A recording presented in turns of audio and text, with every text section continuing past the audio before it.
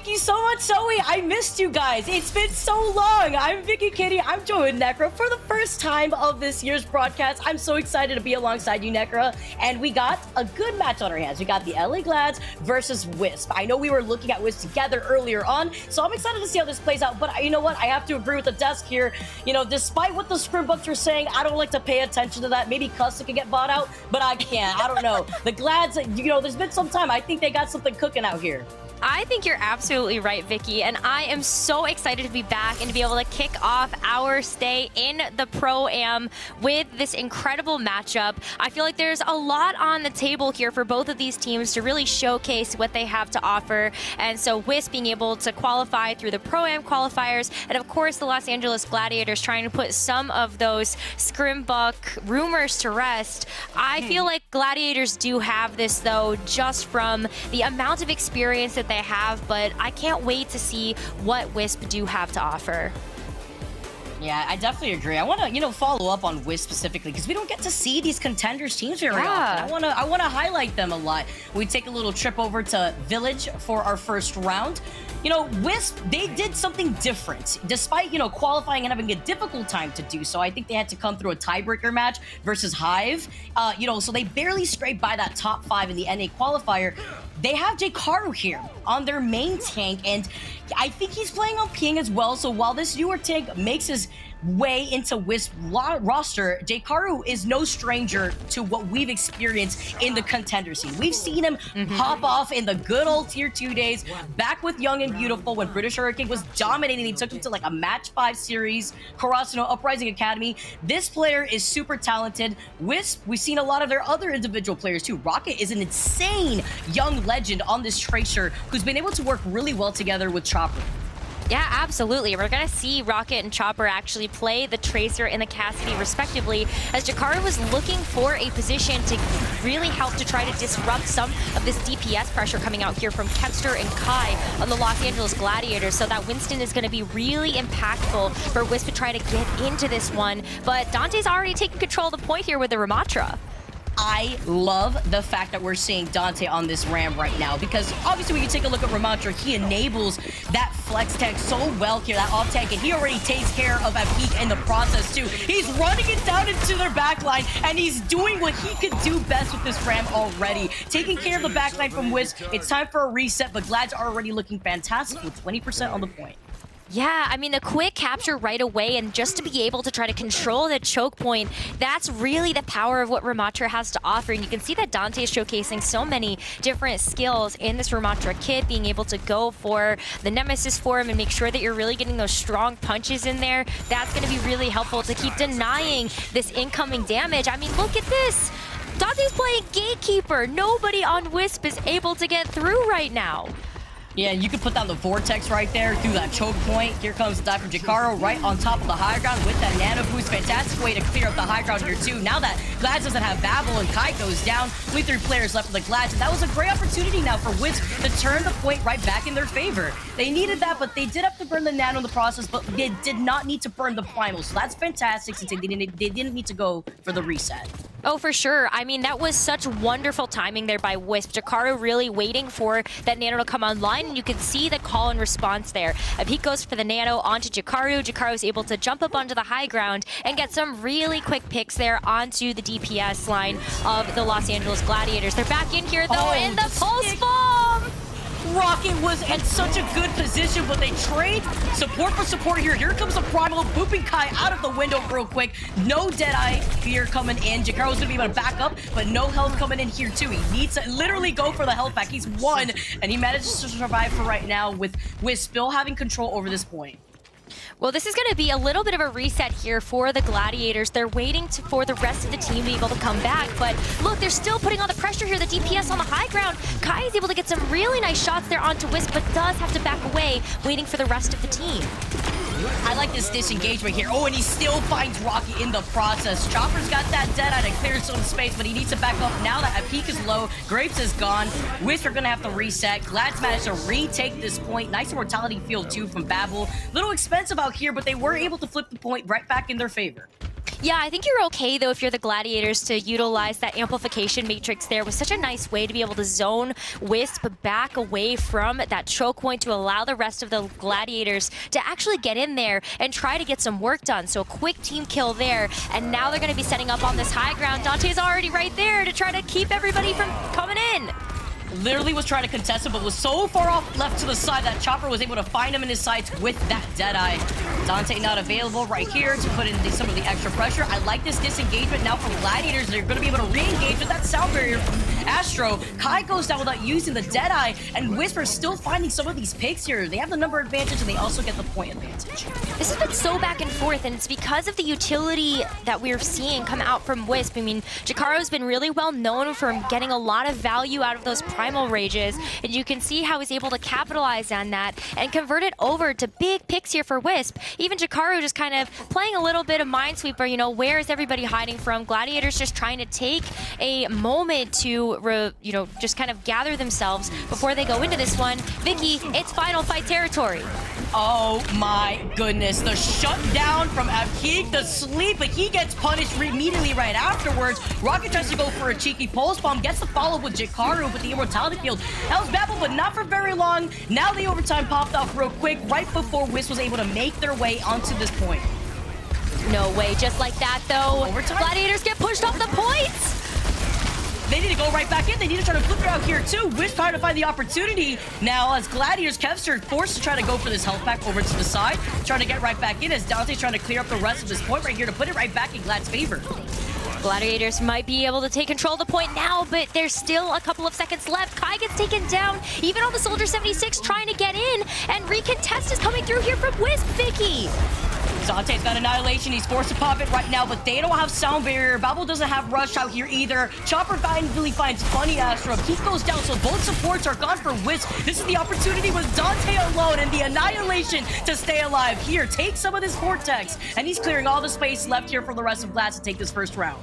Wow, what a back and forth round number one here to kick off this very first map between the Gladiators and Wisp. And a lot of that was just based off of such smart engages coming through from Wisp. I feel like they were really able to find their footing when it came down to cycling through the ultimates that they got online. Vicky, I feel like the start of their success really was getting the nano boost onto Jakaru for that one engage. Definitely agree there, and the way that they were also able to call out Dante, who was very far off to the side, away from the rest of the team, where he wasn't able to disengage in time. I mean, they had Grapes also use a speed boost to just put them into that position and chase down Dante, allow them to get those 2 to 3 different flip points that put them back in their favor. I like how back and forth it was here, but I have to say, watching Dante on the Ram has been very enjoyable. Trying to see how he's been playing it very similarly to the Doomfist. Now, he has made the swap over to the Winston. It's been so awesome to watch Dante grow into this tank player. You know, starting off last season on the Houston Outlaws, playing the Doomfist, and then really growing his hero pool. You can see the flexibility come through here as well, as Dante is going to be starting off this round of Nepal on the Winston to be able to contest that with Jakaru. So I'd love to see who's going to be able to get the first blow. Abkeek has fallen low so many times here, Necro, but has been able to peel away with the help of Graves. Now, Jakaru can't say the same. He's literally having to back away in time. Abkeek is right there, doing such a good job at taking it off angle here to make sure that he's up and alive here. But a huge ante coming in from Babel. They lose out on Kevster. Dante falls low, and one by one as they fall, that's going to go in favor for Wisp now as they flip the point.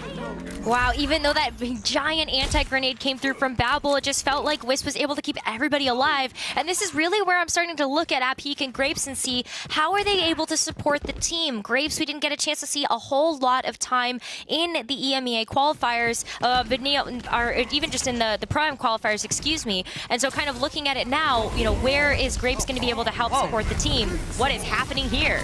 You talk about eating antes. I mean, Abkeek had one of those too. Even puts the nano right quick onto Jakaru, who backs away in time. Also, Funny Astro with that boop also forced him to get off from the high ground. Here comes Kai though, nano boost onto him. He's got the Deadeye, and he's got that magnetic grenade, and Jakaru can't get away. He was too fixated looking down the other side of that pillar. Chopper going in for the follow-up, huge. Being able to get 3 before he goes down himself at the very end. Rocket gets a follow-up here too, and this is the cleanup that we had seen already to qualify from the NA qualifiers, now coming in to show from Rocket and Chopper. this team is so hungry. I feel like you can see that in every single play, every single minuscule decision that they are making in order to engage into these fights. They've got very clear communication coming through, and I feel like that's really what you get out of a team that's worked so hard together to be able to get to this point. And so now we're getting to the point where WISP really only have like 35 more % to have to capture here. Can they do it? Have it in their favor with the sound barrier used up here from Gladiators. They are going to be able to clear this points from WISP. They didn't really have much to utilize. Midas Rocket, who just gets pulsed right now. Jkaru had that primal, but he already lost out on a peak and Grapes at the same time. So now Glads are able to take this point finally. But that's without WISP already being at nearly 82%, 81 at the end of that cap. Yeah, they've bought themselves basically into final fight territory, so WISP really at this point are going to try to take an economy push here, looking to get as many ultimates out of the Gladiators as possible before going back in and trying to capitalize on their own. Jkaru on WISP does have the Primal Rage available, so maybe there's a bit of a conversion that can happen there, but wow! It's a huge snipe there from Babel. Green light, go. That was probably a follow-up from Kai right there, too. He was pretty big anti, but nobody could push from the side of WISP. Over on the other side, Jkaru pops the Primal, jumps right in, finds the biggest threat right here. And when it comes to him trying to use his Primal, he gets put to sleep. Somebody wakes him up. He backs away. They do trade that for Chopper in the process. Graves comes in too, finds Funny Astro. Babel and Funny Astro are gone from the Gladiators, so not as much sustainability that WISP has to work with despite a peak going down. Graves is still alive. Yeah, Grapes at this point is alive, but the double pulse from Kevster is going to put that team fight to rest. Vicky, that was such a scrappy fight there, but Gladiators played that so smart, trying to move the fight away from point and really make sure that while they were in control, they were able to get this out. Let's watch this again. And in this position here too, he gets the pulse, he recalls, and right there was Rocket right alongside Jkaru. That was beautiful right there. So we were talking about the sprint bugs of Necra. At the end of the day, yeah, we saw Kevster experiment a little bit, but it's still Kevster on the Tracer.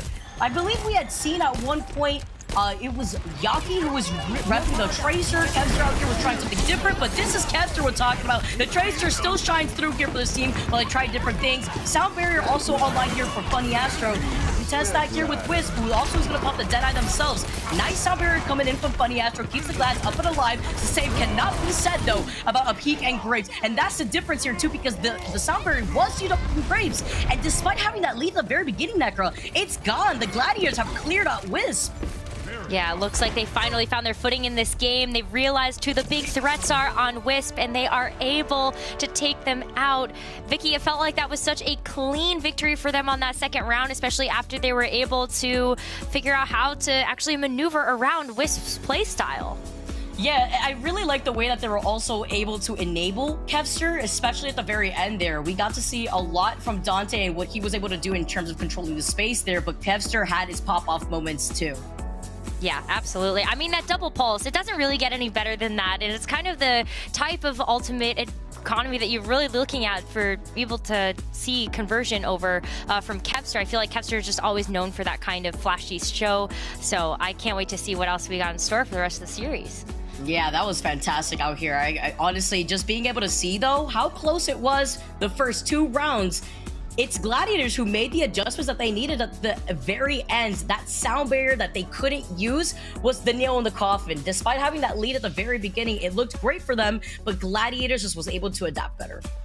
Yeah, I wholeheartedly agree. I feel like WISP did give them a lot of trouble, and it was just from clean engagements. They had a really clear game plan of how they wanted to approach this particular match, and maybe we're seeing a little bit of experimentation here as well from the Gladiators. You know, the Ramatra into Winston matchup is not one that I was super expecting to see come out here today, but knowing that Jkaru does like to play the Winston, I feel like this is good knowledge that the Gladiators can really play around, and I feel like they were still able to figure it out. Yeah, it's the fact that Kevster was doing the thing, and literally I think he was able to single-handedly take it 11-1 in this entire map with the 1-0 lead against WISP originally out here, gets that stake, backs away, and the fact that you saw Jkaru also jump in right there too, that was the play right there that we got to see. We do have Blizzard World coming up next, and that's going to be on the other side of this break. Don't go anywhere.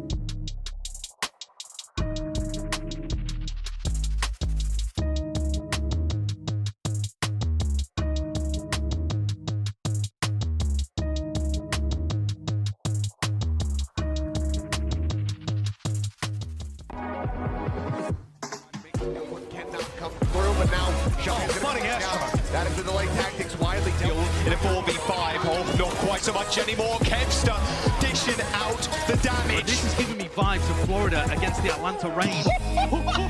What? That is dirty. A rough return here, just kind of getting bullied. That is it.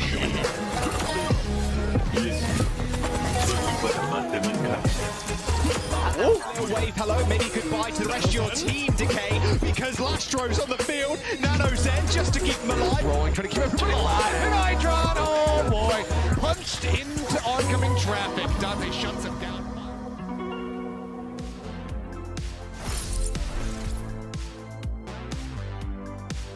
Oh, okay, Liz. Okay, Liz. We're back out here with another series, guys. We are in the LA Gladiators versus WISP matchup. After that first game, though, Glads are looking great. Shout out to Liz, by the way. I'm rushing to do your groceries. Hopefully you did that safely, though. We are back once again. Necker Kitty on the cast here. Thank you guys so much for tuning into the Pro-Am.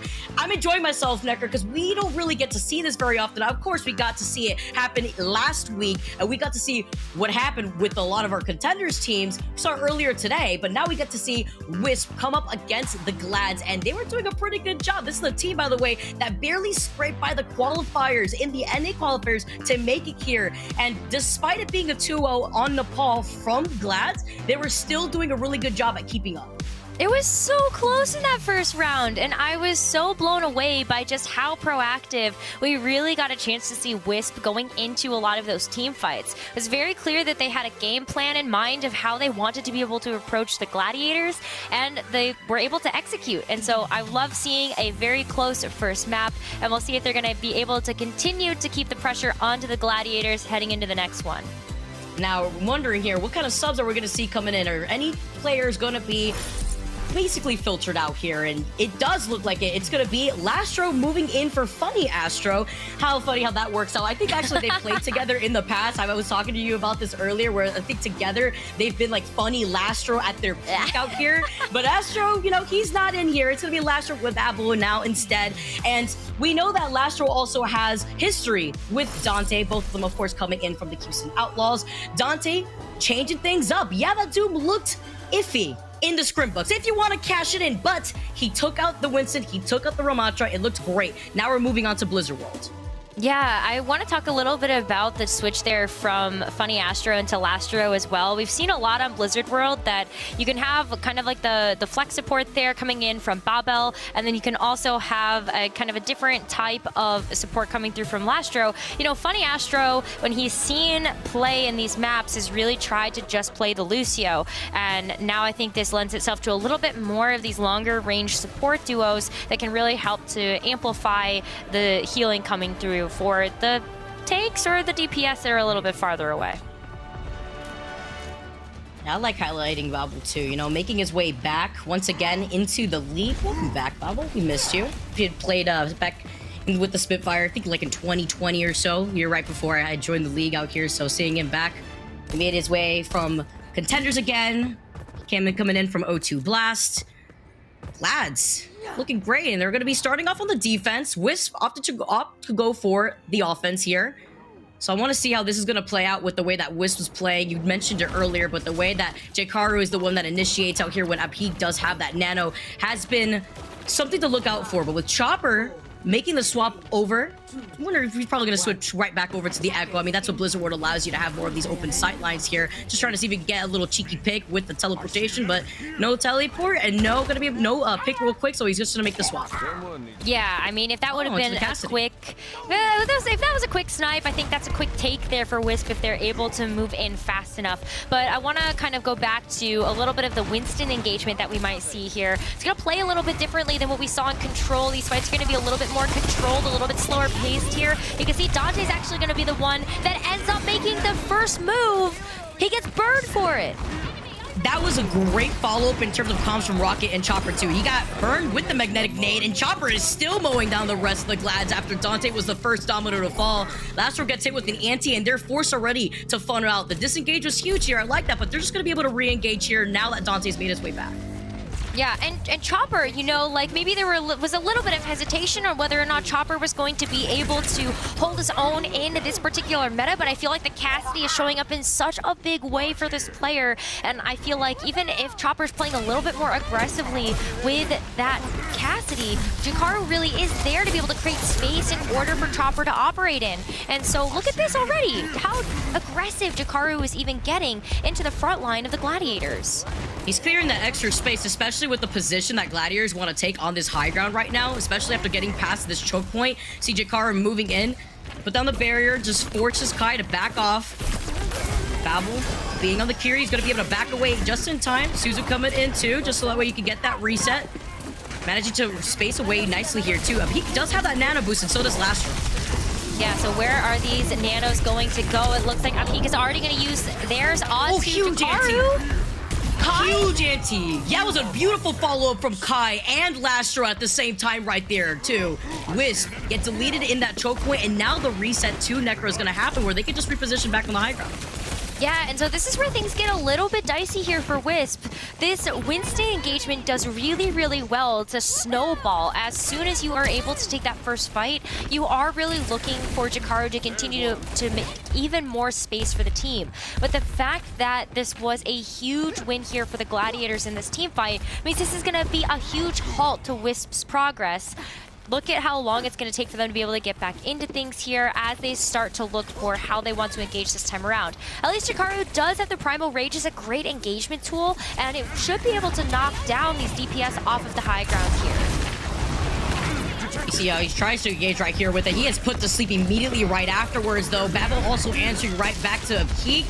Jakaru kind of in the back while Dante's still holding on to that Primal here too. Not even having to pull the trigger just yet. Nice anti once again coming from Lastro. He's been landing these antis in a really nice way where Jakaru was forced to pop that Primal. Now they're kind of at a standstill, waiting by the choke point currently to wait and see if they can try to reposition onto the high ground. Yeah, and look at this. Kevster is just lying in wait with the pulse bomb, Vicky. Oh, the sound barrier and the timing here too coming in from Graves. Chopper still held on to that Deadeye. Didn't find a pick, but did clear the air real quick here too. Be falling low. Here comes a Deadeye from Kai to answer right back and getting way more of a value this time around. Chopper goes down and so does a Peak, and WISP just haven't been able to find the positioning through that choke point. They haven't even been able to fight for this high ground right here. As you can see that Kai is literally cleared up this entire space. Yeah, I think that was a huge moment for Kai to shine, and boy, did he take it. Now getting a chance to set back up onto the structures here on Pylon Terrace, you're getting such nice vantage points of where WISP are going to be coming from, and look at all those shots that Kai is still able to land right now, too, as Dante plays Lookout. Rocket, though, trying to play a little bit of a distraction there, going to Card. No. And another one of these antis was the nail in the coffin for a Peak. Yeah, he sent out the nano boost so that Chopper could get some sort of influence here. He does manage to find Dante. They trade that for Jakaru, but the magnetic nade from Kai, and then the anti to finish off Graves. Lastro's playing out of his mind this game around, and Gladiators once again win another team fight. 2 minutes on the board here for WISP. What are these Annas eating this morning? Like, every single Ana player that we've seen so far have just been absolutely phenomenal. And I feel like Lastro is absolutely one of those players. You called it so well. The anti-nades have been such a great engagement tool here for the Gladiators. And the follow-up, too. Kevster has another pulse bomb already, Vicky. This is such a fast ultimate charge for him. Look, it has to be a Raisin Brand or something, because I know it's good for your brain, and out here we are seeing the Ana plates come in. Kev's just got that pulse. You know he really wanted it, but he's forced to burn the recall here. Waiting on the high ground is also good positioning, because you can see that WISP is trying to rotate from the high ground. Rocket fell low, gets the reset here, tries to follow up with Dante. Kevster dancing around, finding Jakaru, finding Rocket, and another huge anti coming in again. Chopper literally is one, so is Graves. Yeah, that's a great trade here, because the rest of Gladiators are just going to clean up on aisle 9. Yeah, that was a quick takedown there. Team kill bell to boot. Hard earned as Dante's gonna get set back up onto The pylon terrace, just this nice high ground. Let's see what Gladiators can really get done here as Dante's getting ready for another Primal Rage. That's great disruption into the backline of WISP, and it feels like time and time again, Gladiators have been going after Upheat, going after Grapes, trying to shut down the support potential of WISP's backline, and that's really been hurting the front line in the process. Final fight territory, and Upheat gets taken down again here. Another huge anti in the follow-up from Dante to move in. He's got the Primal ready here, and he's going to be able to clear the backline of WISP while he gets trying to force his way back in. Jakaro gets hit with an anti. Rocket falling low, 30 seconds left on the board, and Primal's been activated. Kai is going to be able to follow up with that Deadeye. Jumps down from the high ground, waiting to see if he can find any of the returning members of WISP as Dante isolates Chopper and Rocket. It's 15 seconds left, Vicky. I don't know how much time WISP are going to have to be able to get back together as a team of 5 for this engage. It's going to be a nano boost already onto Jakaro. Can they get back in on time? It's a desperate pull out here as Sound Barrier gets activated too for Grapes and Upheat. Upheat falls again incredibly low. Look at Kevster just waiting for the opportunity right by the spawn point of WISP. Overtime ticking away as they try to rotate in. Chopper does find Kevster pretty big here because he was the one rotating outside of the spawn, but Dante finds Upheat. They didn't have Kevster out here to try to follow up because the rest of the Gladiators were the ones holding the front lines, and it's Dante on that high ground. That position that you mentioned, Necra, was so detrimental to enable Kai's sight lines to help out Dante still play aggressively, and WISP wasn't able to get around that. No, especially when you know that Dante is such a phenomenal communicator for the team. Whatever team he's been on, especially when it came to the Houston Outlaws, he was just such a great shot caller. And I feel like that is no different here from the Gladiators. So him being able to communicate to the team, look, this is where they're coming from. Here's the players that you need to shut down on WISP. Everybody seemed to be on the same page in terms of shutting down this Winston dive from WISP. Now, we're switching sides, Vicky. Do you feel like we're going to see any switch-ups here? I feel like what's working out for Glads, they should stick to what they're doing right now because Kevster is going crazy. Babel is enabling Lastro, and we're seeing some pretty sick Ana plays from Lastro with the amount of antis that we've seen already. Gonna be able to tune into that replay here. Talk about Babel earlier on before. Finds that recall, isolates Rocket. This is around the very end too, where Chopper also goes out shortly afterwards. Beautiful right there too with the Suzu to reset here. Gonna be able to also heal back Dante and Kai, who were on that high ground originally, and then immediately gets back to the high ground. I mean, look, we already know what Kiri could do. You've seen it, Necro, I've seen it. Just being able to clear out the rest of your backline out here and then wall climb to get into position. The follow-ups between that and then what we see from Dante were nice on that high ground, just controlling that entire space. Yeah, I mean, it's been so exciting to see Kiriko see competitive play, but I feel like her skill ceiling still has yet to be reached. And so to see these players still showcase so much of her mobility in her kit really makes me excited to see how Kiriko is going to continue to be played in the competitive meta. Babel, of course, putting on such a great performance here, but now that the Gladiators are going to be taking the attack this time around as WISP is defending, where do they feel like their focus needs to go? Babel's going to already take a rotation here to get behind WISP. And he's holding hands with Kevster here too. Gonna be able to try to basically harass the backline that is a peak and Grapes. And here you go, there they are. Lastro again with another huge anti. Also found its way onto Chopper. Meanwhile, the cleanup from Babel and Kevster, the communications here from Glads are going crazy. They literally just cleaned up the entire backline while Dante was a distractor for the rest of WISP to focus on in the middle. That was amazing play here from Glads as they're going to be able to get the point now and the payload moving. Yep, that's going to be a quick capture here. And I feel like this is something that we see from this team just kind of looking at the first map into the second so far, is that Gladiators just really had to feel out, you know, what is WISP's play style? You know, how are they really going to try to approach this matchup? It feels like Gladiators have started to really figure that out. And what a quick nano, too! What's Dante going to be able to make of this? Oh, man, I mean, right now already finds Jakaro and gets a follow-up with Kevster here, too, who's clearing the rest of the backline. But Lastro helping enable both of these players has just been another level. That's the threat right here that WISP needs to focus on. Is Lastro is a problem right now. Dante's gonna be able to back up after that nano boost is put onto him, and he's also got the primal. Kevster still got the pulse bomb, and they have a lot of time to work with this payload. Yeah, they do, and this payload is quickly approaching its destination. That box of victory is just a couple meters away here from winning Gladiators this first match for them in the Pro-Am. And they've got that Primal Rage, they've got the Kiriko Kitsune rush online. WISP gotta go touch! Oh, okay. Jakaro jumps down. Apik also has the Nano Boost coming online right now. That is to say, if Kevster doesn't harass the backline like he is right now, he puts the Nano Boost onto Chopper, gonna be able to clean up some of those shots, but a huge anti. The immediate retaliation after Kevster finds Apik gets no value off of that Nano Boost, unfortunately, as Chopper gets taken down immediately right afterwards from Babel. Wisp have no more bodies on this point, and the Gladiators, they take their first series in the Pro-Am. That was such good play coming out from the Gladiators as well. I mean, immediately they had identified the Kitsune Rush is online. Let's go ahead and send it. Just full send all of the ultimates there. But they also did a good job of corralling Wisp into places where they just couldn't be effective for the team. Notice how many players just got caught right underneath that pylon terrace in those closed corridors and got shut off from access to the healing as well. What a great identification there that Apik was providing so much support to the team that Gladiators really didn't have a choice except to shut him down. Yeah, and they also knew that Nano was online. You talk about what they had left in store to try to stay on the point for as much as possible, to just try to delay the Glads. Well, they had that Nano Boost, and they know that they wanted to put it onto Jikaru. And the moment that it was put onto Chopper, the immediate retaliation that we saw happen to Chopper, you could tell the communication was flowing from Glads. The way that they were able to immediately split their focus from one target to the other. Kevster, he did the deed. He took care of the Ana that could just anti the back line that wanted to find Chopper instead. And then they were able to take care of it. They made sure that also the Cassidy just didn't have any impact once that Nano was put onto him. Yeah, for sure. I mean, the Cassidy was playing such a big role there for Wisp when you look at just how well Chopper was able to literally chop down the competition. It's been so amazing to really see Wisp and kind of just show off what they've got. That first map was very close, and this is not the last time that we're going to be seeing Wisp when it comes to the Pro-Am. So let's see what they got to bring for us next. Yeah, our player of the match is going to be Kevster, and we talk about him a lot, and for all the right reasons out here.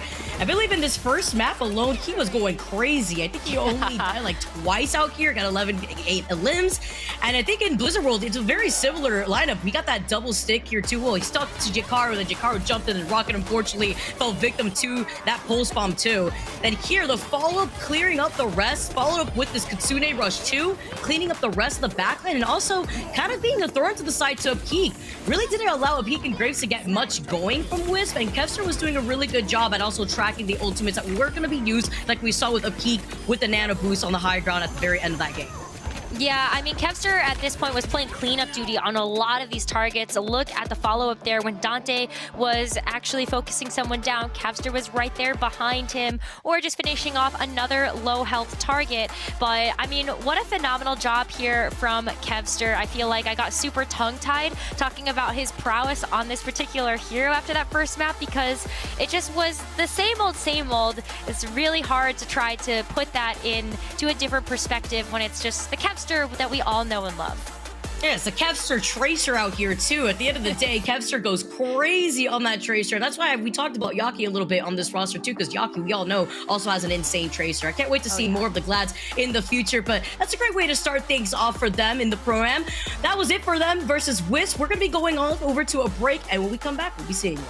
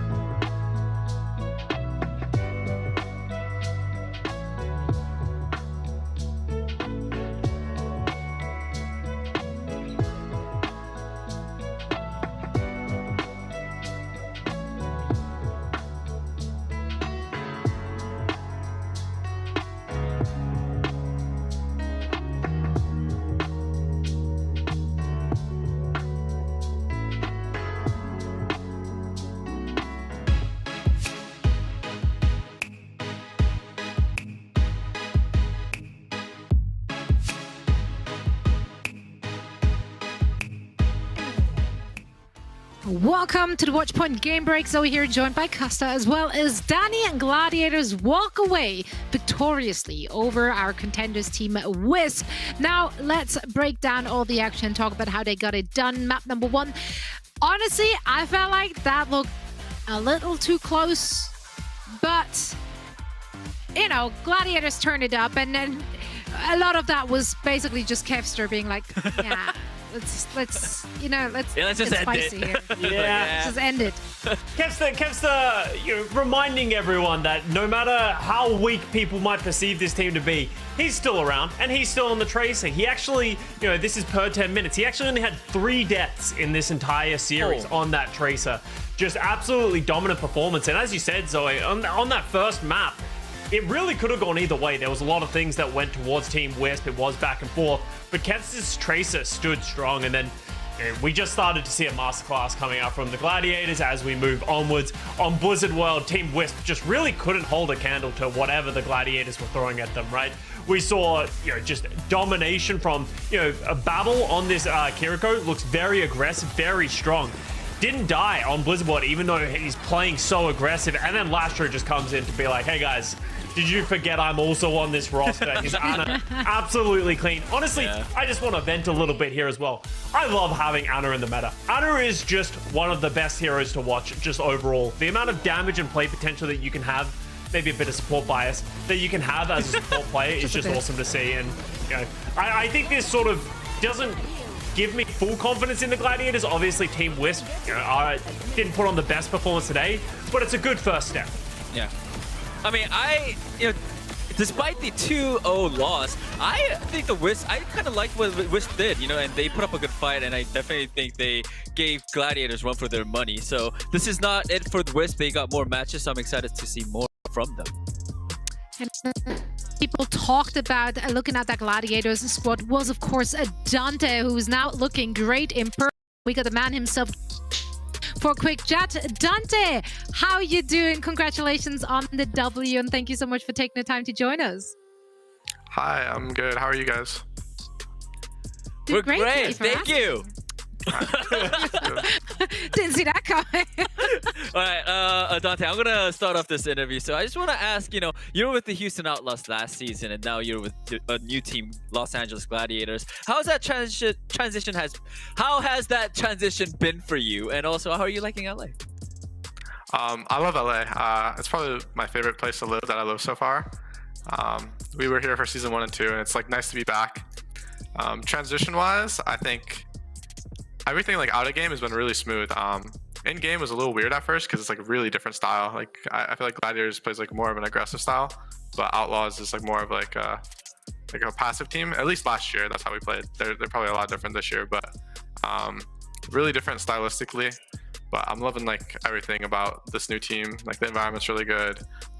LA is beautiful. Everything's awesome. Sounds good. Good vibes all around. I love that.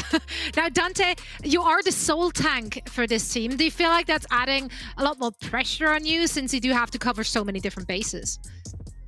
Yeah, I have been a little stressed out because it's like a lot of different heroes, and in the beginning of our scrims, we were playing like literally like every comp. We were just testing stuff out. So I was on like a different matchup every single time on a different hero. So it was a little stressful at the time, but it definitely has its advantages for like counter swapping and just being able to play everything. It's like really good. So yeah. All right, so you said you started off a little stressful, so we're going to talk about the elephant in the room. The Scrimbucks exchange has been going wild with the Gladiators. I wanted to get your take on it because, you know, obviously you're in those scrims, you're trying a lot of things out. How do you want to respond to this? Gladiators might be weak this season because of these Scrimbucks. I mean, like I just said, like we were playing like a different comp every day on like a different map, like different matchup, like subbing people in and out, and half our team was on like 200 ping for the last like 3 weeks. Everyone got here last Saturday, so everyone's been here for like 4 or 5 days. Or our European players have been here for 4 or 5 days. Our Korean players came like a week and a half ago, but I mean it's only gone uphill since then.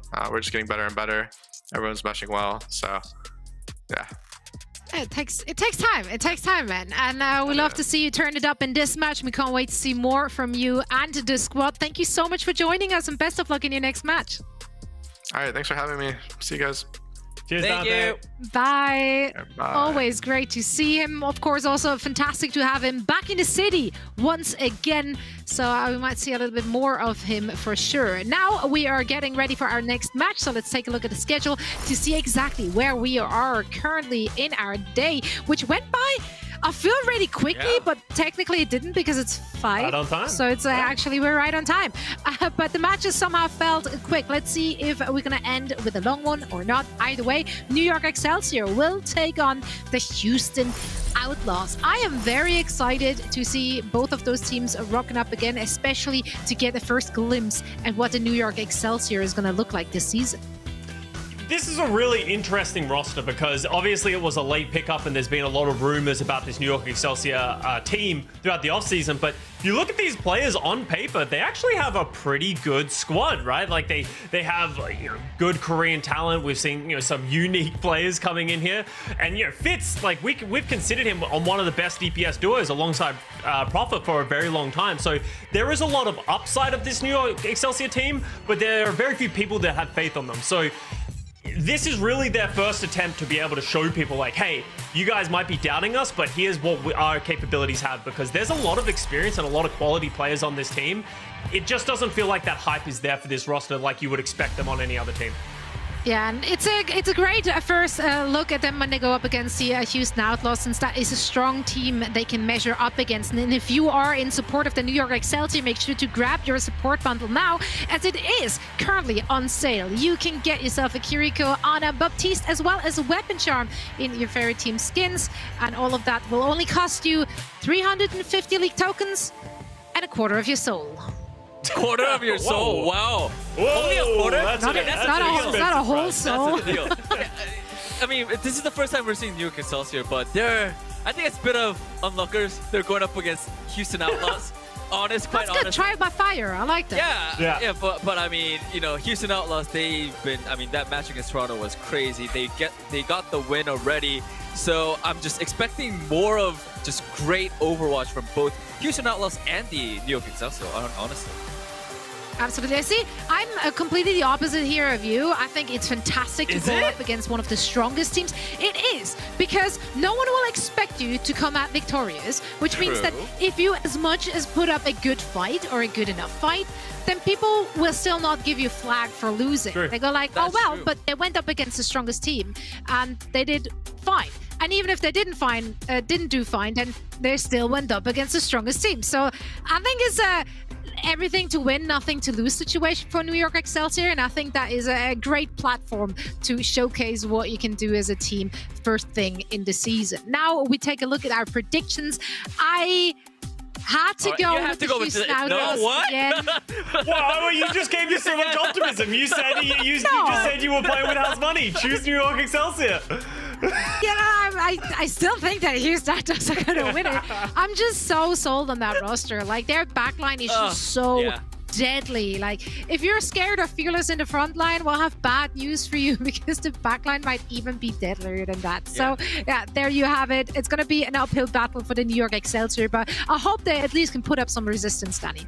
Yeah, I mean, for Houston Outlaws, if you're scared of Fearless, and then if you're scared of the backline, and then you also have to be scared of their DPS lineup with Happy and Pelican as well, they're just too OP, man. I have to go with Houston Outlaws.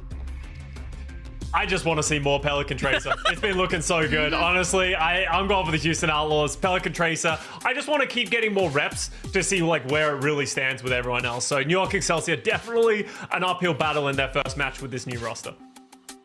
And I am also interested to hear where our casters are going with this one. So once more, we're going to bring in Necra and Vicky. Guys, who do you think is coming out on top of this?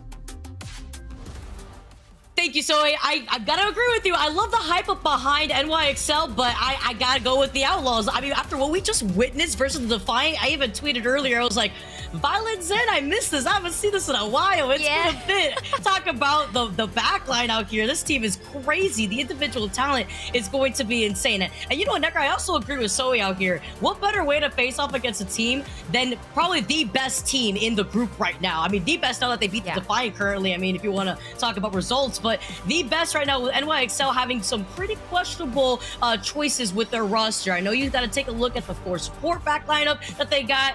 They have 1 tank. I mean, they're going to try to make it work out here, Necro. I honestly think that New York Excelsior, though, has such a fantastic opportunity to be able to showcase what they do bring to the table. And yes, this is maybe one of the more behemoths in the group in the Houston Outlaws. They did put on a phenomenal performance today, but New York Excelsior still has a lot of tricks up their sleeve, and I feel like maybe that is a little bit of a surprise factor that they can bring to the table. Just looking at their roster as a whole, I mean, we get a chance to look at some of these players that have more recently moved back up. Psycho, Shockwave, good to see them again. They just came off of an all-star roster on Ex Oblivione that were able to actually take home 2 first places in European contenders. So I feel like they are here and they are so hungry to be able to get some great pickoffs onto the Houston Outlaws. We're going to see Psycho and Fitz to be able to start this off, and Creative and Left in the back line. We're kicking things off on Lijiang, though, and it's Control Center. I feel like things are about to get wild out here, Vicky. You talk about the individual players coming into NYXL. You know, Fitz, he made his way back from APAC land, from playing with the Dynasty for the last 4 seasons. I'm excited to see how he's going to be able to play against the other Western teams out here, too, especially since the Silver goes crazy out here. But we're already starting things off. We are duking it out with the Ramantras. Nice anti coming in from Shu. That was huge. That's going to claim Left. They're going to trade that now that Shu goes down here, too. Outlaws already trying to find an opportunity. The Immortality field, though, is the different maker here that has allowed the Excelsior to now stand up in that choke point for right now before the rest of the Outlaws are looking to hold forward. Oh, this almost looks so good here for New York Excelsior as well. The differences in their composition to be able to have the Mei as well as the Baptiste, I feel like do allow them a lot of sustainability, especially when you're able to rotate around the Ramatra shield. So Psycho able to have a lot of that staying power there with the Mei Ice Block. You've got the wall as well to shut off any avenues of retreat, but they're back into this one. Fitz with a big pick. That was a big pick out here, too, especially from that side angle. Fitz trying to get the follow. Kellen now getting Violet in the process. Attacking Violet going down for the Outlaws.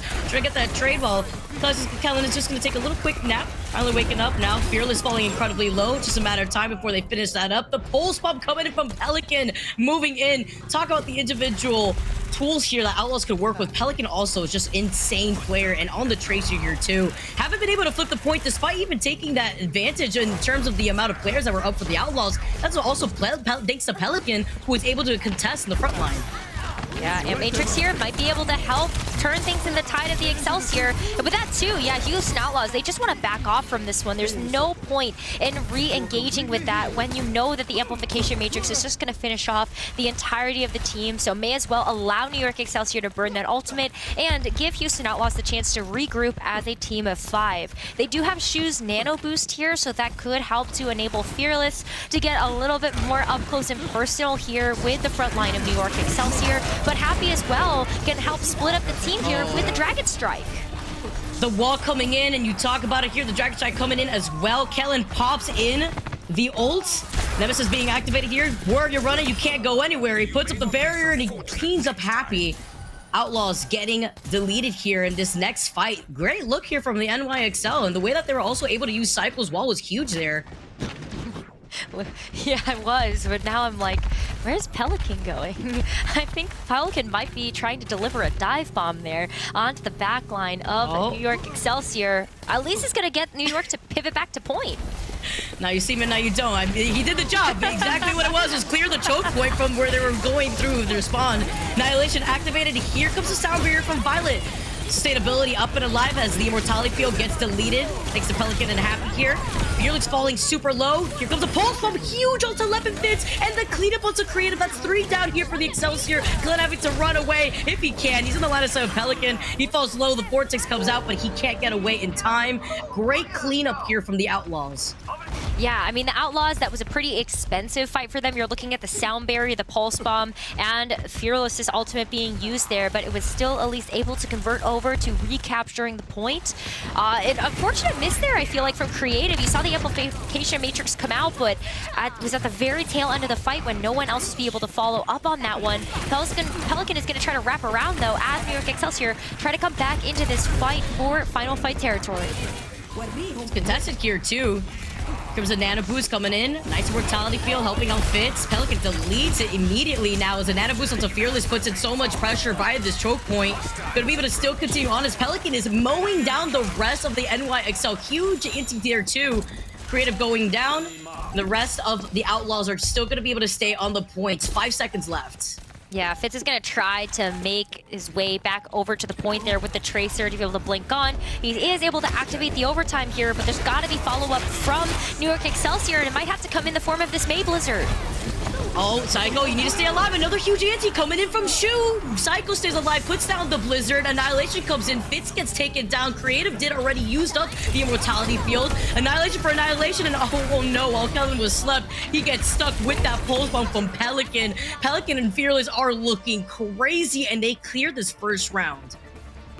Okay, Pelican is just in some type of form today. Maybe looking at all the praise that the backline was getting and saying, but hey, wait a minute.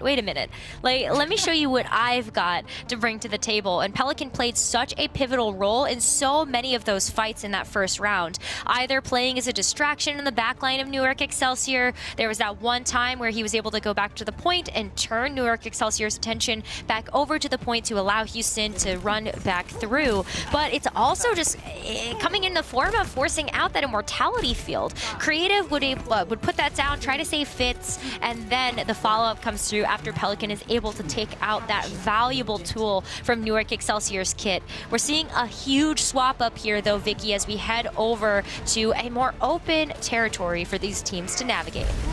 Yeah, with Guard, Happy got deleted, but he gets taken out officially with Fitz now making the move over to Sombra. This is where Fitz shines. On this Sombra, we were highlighting it before, already with that first pick, and Fearless already getting hacked here too. The Outlaws are forced to put in some extra space between themselves and the rest of the NYXL, forcing this fight to be way more close quarters, and the NYXL are going to be able to come out on top with the backline already getting deleted from the Outlaws. I mean, what a big pick onto Happy. That's taking off so much offensive pressure off the board there, with that Cassidy just being able to provide so much of that long-range damage. I mean, Fitz is just going to be able to have free reign. Already almost 60% to an EMP, and that's really where New York Excelsior can get the ball rolling and keep snowballing the current percentage that they have on the board.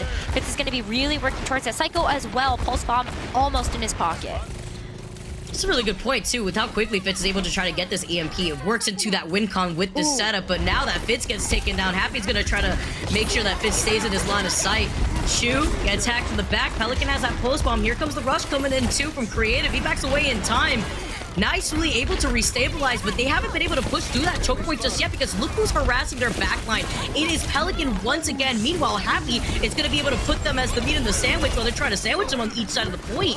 Nails down Kellen as he gets taken down, and the Sound Barrier now coming in from the Outlaws a little late to match out with NYXL, who won't have the health advantage here since Lep already uses Sound Barrier. Yeah, I mean, New York Excelsior at this point want to try to stall out as much as possible before the flip eventually comes through. 53% on the board here for New York. And now we have to see how they're going to get back into this one. Fitz did get a chance to hold on to the EMP. That was not one of the ultimates that New York tried to throw. So they at least have that to be able to get in as an engagement tool. And since the Sound Barrier is off the board as well there from Violet, there isn't a whole lot of follow-up to be able to keep the team alive in terms of sustainability. So it's all about this raw damage, and Fitz is about to send it. Oh, and catches 3. Happy is the first to go down in the Adomino effect. Shu manages to escape out of the line of sight, but Fearless had the Primal. That was the answer back to that EMP immediately right afterwards. Yeah, they lose out on Shu and Happy, but now they get to stay on the point here with the sustainability that the Primal gives Fearless. He's completely trying to isolate Creative, who's going to be able to teleport right back to the rest of his team. Help me! Fearless is right after me, and he's going to be able to put down that bubble, try to duke it out with Kelly before getting away in time to that health pack. Yep. Ooh, a big hack there too. Still a stall coming through though from the Houston Outlaws. They don't want to give up control at this point just yet. And Fearless bought them so much time. The rest of the Outlaws are about to get back into this one. This stall has been huge, Vicky. Yeah, this is ginormous right now with Outlaws still trickling in. Finally, NYXL could try to sweep this, but it's Fearless who's been the biggest problem. Diving right back in. This is why we see usually Whitson when it comes to Gardens. You see the sound barrier that was used up from left. NYXL now trying to rotate on the outside, trying to force their way to finally get this point in their favor. Nearing 80% here for Outlaws, while Psycho gets 2 onto Fearless and Pelican. Outlaws are finally dropping. Fearless now going to be able to come right back in, but they get the point, and that's what matters because it took them forever to do so. It did. I mean, this was so many ultimates being used there as well. Fearless single-handedly forced out the sound barrier, the primal rage from Kellen, the pulse bomb there from Psycho, and now New York Excelsior approaching into this 80% territory when Houston Outlaws finally make their way back in, have the Kitsune rush, and that's really it right now.